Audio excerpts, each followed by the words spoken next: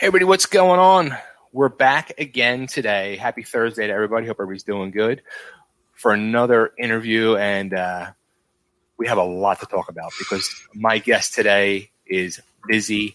But before we talk to her and I introduce you to her, I just got to tell everybody, today's show and every show is brought to you by Next Home Brandywine in Downingtown, Pennsylvania. Dan Peasy and his team of professional realtors, they're going to provide you guidance, knowledge, and information for all buyers and sellers. Go to nexthomebrandywine.com for details or to contact an agent.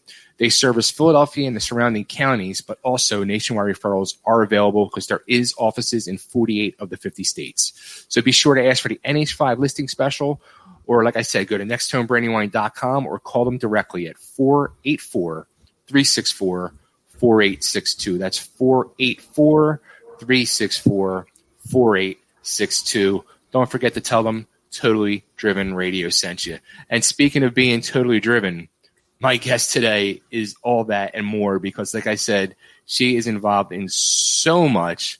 She's super busy, and she is truly an inspiration to all. Her name is Dawn Airhart Witte. Dawn, how are you? I'm great. Thank you so much for having me. Thanks for doing this. A person like you who's super busy, you got to squeeze time in to do these little things, right? They're all big things. I don't think there are little things.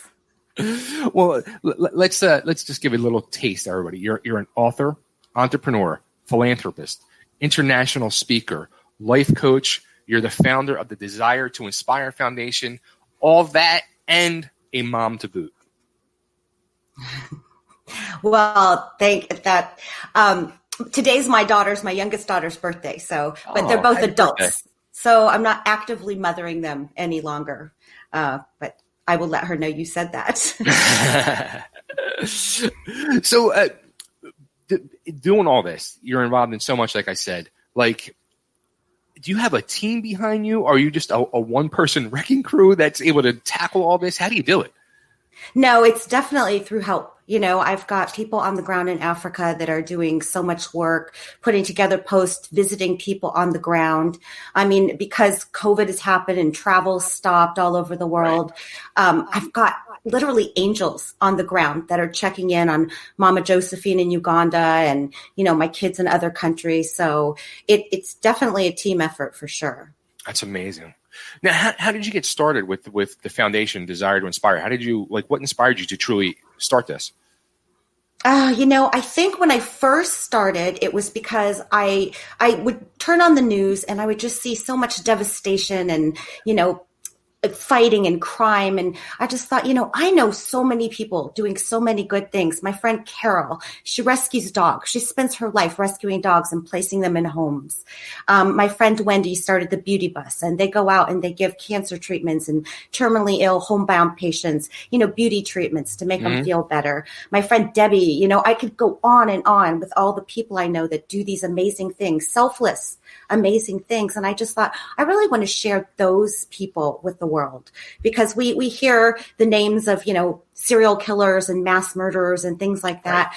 I want people to know the names of true heroes that are actually making a difference in the world. So I started it from that premise. And then I went to Africa. And once I went to Africa, I fell in love with these people, the children especially, but the people, all of the people. And I just thought, these people also inspire me. They struggle with basic needs, water, food, basic medical attention, yet they are so giving and welcoming and full of joy. I just thought that is inspiration. That is a message that I want to bring to everybody. And I want to lift them up too, because they've lifted me. When you decide to do something like this is not a small job. This is a big job and something big to tackle. Did you ever question yourself or ask yourself, how can I, just one person, make an impact, really make a change in the lives that I want to change? Every day I ask myself that. I do. It's daunting when you see the amount of needs that exist. And, I know I can't do all of it. I talked to my friend, Reggie Lewis, a couple years ago, right before one of my trips. And I just said, Reggie, there are so many needs. I don't know how I can do what I want to do. And he said, help who you can, and that's all you can do. And I just always keep that in my head, because as much as I want to help everybody, I can only do what I can, take baby steps, little by little, and it builds and it grows. And although I'm not where I want to be, I just know that every step I take is in that direction. That word, baby steps, that was said to me a few years ago by somebody who became an inspiration for me. And it really helped me, because I like you're saying, like, you want to help everybody and tackle so much and do everything, and you just can't. You have to do those baby steps. It's a process. I mean, it's life. Life is a process. Every day we're learning, we're growing, and, we have to keep moving forward, and not get stuck in some of the things that we worry about, or the things that we can't do at the moment. I think I am not a life coach. I did study life coaching, because what I wanted to do with that was to teach these life coaching principles to people in Africa. And so, we believe that when you set your vision and you start making steps towards that vision, it's a process to get from here to there. But every day, as long as you're moving towards that, then you're making progress. Right. Now, how about, you mentioned already, everybody's not here, only here, but around the world with the pandemic that's been going on the last few months. Has that slowed the process down in the work, the foundation work? Oh, yeah. We were planning this Day of Purpose in Sierra Leone on March 18th, right when everything started closing down. Okay. So that kind of, made us kind of stop in our tracks and say, okay, because we were going to get people together, we were going to have a big gathering and, lift the kids and do, celebrate with them. But so we've been kind of reconfiguring, trying to figure out, what our next steps are to move forward. And, even now, I don't know what the world's going to look like, this month, next month, so I'm just doing what I can. I'm trying to remain positive, because I feel like, God doesn't give us what we can't handle, but, he's really trying it right now. I think he's truly testing everybody. Absolutely. Absolutely. So when this situation happens like this now and it slows down that process, has it amped up the other processes, because now you have a new book out? Yeah. But do what you can from where you have with what you have from where you are. So I can't be planning my trip to Africa right now. So I've been writing. We're working on a book series. We put out the Recipes for Being the Power of Seven last November. It is now being printed in Africa, which is my hope and dream for everything I do. I want to provide the business on the ground in Africa, from the printer to, the branding person, the marketing person, create as many jobs in Africa as I possibly can, because this is about more than just giving a donation or addressing basic needs. This is lifting people so that they can put their own gifts and talents into the world, doing their thing that they were put here to do. So we're working on a series so that other aspiring authors can be part of this B series that we're creating. And each book is going to be one of my 7 words. And so we're almost there, putting final touches on, sending that out and starting that promotion. But I'm really excited, because I want to share these words with people. I want to share the notion of living an inspired life, that love is our highest calling, those kind of ideas, just if one person says, I never thought of it like this, to make a change in someone's life, that's to have succeeded. With a book like this and these 7 words, the book came out in November, you said. Who would have thought 6 months later how important this message is, that people really need this message right now? I think in good times and bad times, these words matter. I think, again, love is it's our highest frequency. It's our highest energy. It's the one thing I think that we get to take in this life, to the next. Right. And so I feel like that message will always resonate. And, this is definitely challenging, testing times. So if people can just stay in that, being our highest calling. It helps us get through these icky times. Right. So this is part of like a series of books. And if I'm not mistaken, it seems like it's been like the past year, like 3 of these books have come out now. Gosh, you know what? I have lost maybe track of time. Well, I think I started, my first book came out in 2017. And since then we've done 4. And we're working on some other ones now. I'm hoping we'll have at least a few more editions out before the end of the year. And then my favorite book, even though I love them all, is this one. And this one we wrote specifically for the children. There we go. For the children in Africa. And it's messages to them about my 7 words. And we've given it out 2,500 of these books so far. Wow. Yeah. That's amazing. And most of them I've got to physically give to the children. So that, that just makes me so happy. Now, do you get to do like when you're doing stuff like that and you're there giving books out to them, you get to like sit down and like have like a Q&A class with them and teach your message? And my experiences in Africa are just magical. When I go, I stay with them. So, I've slept on the concrete floor with about 31 little girls, wow. Which was, don't ever want to do that again because it was very uncomfortable. But we were able to move those girls to a house where they all have beds now. That was one of the things that we've done. At one of the places in Ghana, I volunteer there. I help make breakfast. I help get the kids ready for school. I mean, I'm sitting there with this big cauldron between my legs and a big thing, dishing out 800, meals for the kids for lunch and breakfast. And I do all kinds of stuff. So it's not like amazing. All pretty and glamorous, it's dirty and sweaty and icky, but I love it. I love it. This whole thing, I mean, you truly, where it's more than that, where, you hear about people who go over and they want to help. Yes, like you're saying, you're helping feed them, you're helping clothe them, helping them have homes, but you're also helping them, you're helping to create jobs for them as well. Yes, because that's how you lift people, and it's not just creating a job where they earn money. I really want people to live into their own greatness. Everybody has their own talents. Some people's talents are singing. Some people are really good at art. Some people are very athletic. Whatever that gift that you have is, I want to help nurture that. Just like a mother does with her children. She sees the innate gifts they have. She wants to help them live into their potential so they can live a happy, fulfilling life. And, so I look at these children like they're mine, and that's what I want to do for them, like lift them up to live into their highest calling. I was going to say, do you feel some of these children look up to you as a mother? I know they love me. And so that, I mean, not everyone has a cell phone, but the few that I am able to keep in contact with, it lifts my spirit every single day for them to ask me how I'm doing, to just tell me how much they love me, because I love them so much. I mean, if I gave birth to them, I don't think I could love them anymore. Wow. And, there's about 2,000 of them now. So that would be, not that many pregnancies.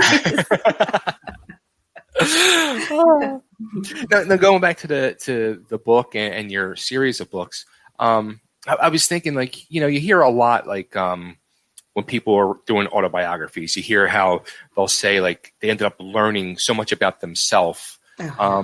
When you're writing these books, is it helping you learn even more about yourself?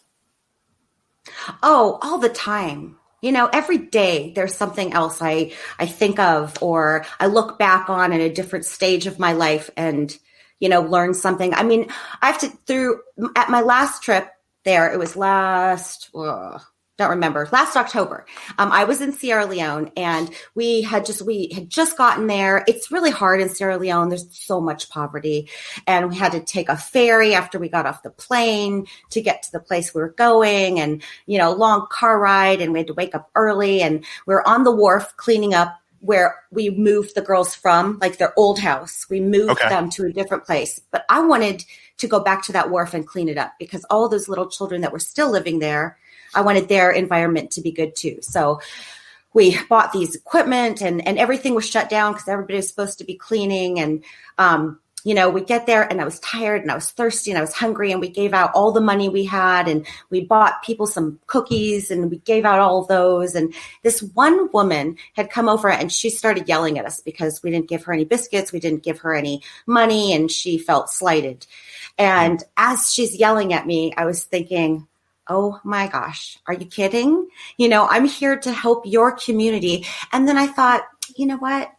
I'm here for love and kindness. So no matter what she says to me, I'm going to react in love and kindness. So right. I let her finish. I went over, I hugged her. I said, I'm so sorry. We ran out, of the money and the biscuits. And then I walked away, because I'm not a saint. I'm just still human. But you are human. I felt so powerful in that moment because I could have engaged or I could have reacted to her in the way that I first felt like it. But I was like, no, you know what? That's not who I want to be. So, lessons like that. I think the next time I encounter a situation like that, I can always look back on that situation and be like, you know what? Who do I want to be? And act accordingly. Right. Wow. Now, how about, what do you think would be the number one message you want to portray with this book and all your books? I want everyone to live their happiest, most fulfilling life. And part of that is loving people. I really believe that love is why we're here.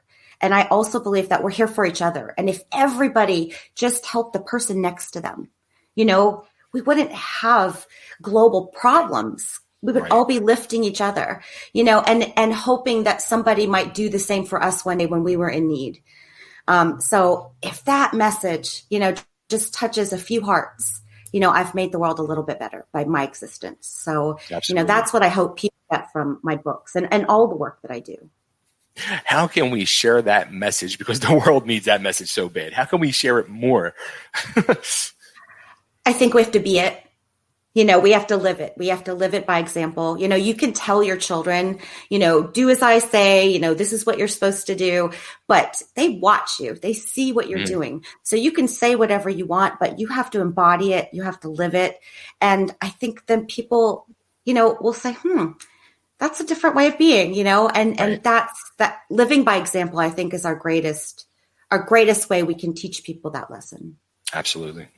Now, besides all this, you also, I saw you're working on a skincare and fragrance line as well.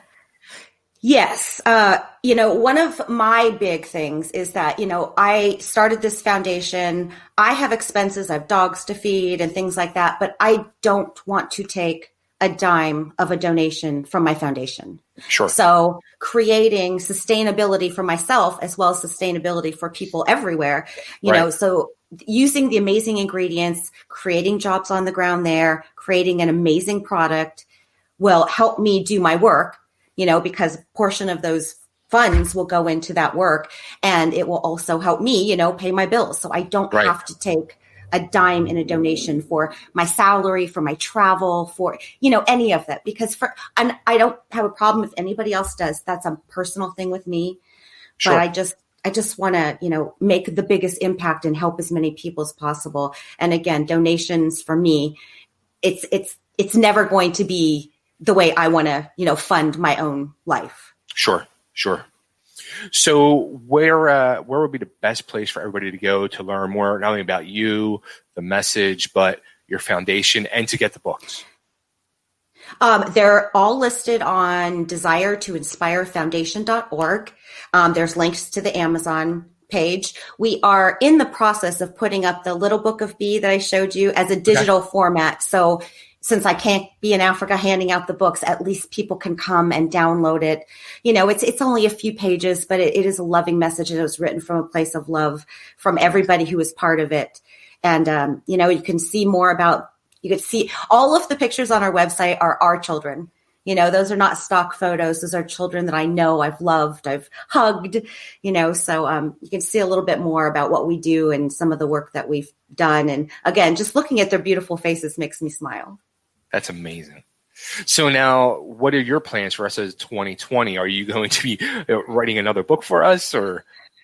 Yes. Yes. I'm writing the first edition of the volume set. So this is the last book we did, The Recipes for Being Power of Seven. This has all 7 words in it. Gosh, I don't know how to do that. So we're going to be creating a volume set. So each book will be 1 word. And so I get to write the love book. And I'm really excited about that. I've been working on that the last couple of weeks. So I need to get back to writing, but not today. I mean, not right this minute, but that's what I'm working on currently. Nice. That's amazing. Well, Dawn, this has been amazing talking to you. I love your message. I love everything you're doing. It's truly inspirational, powerful, meaningful, and everybody needs to follow your message for sure. Oh, well, thank you for having me. I love being able to share my kids and to share, my mission with others.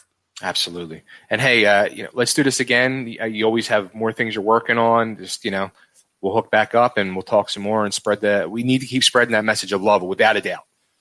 Absolutely. Absolutely. Thank you so much. You're welcome. Thank you so much, Dawn. Okay. Bye. Bye.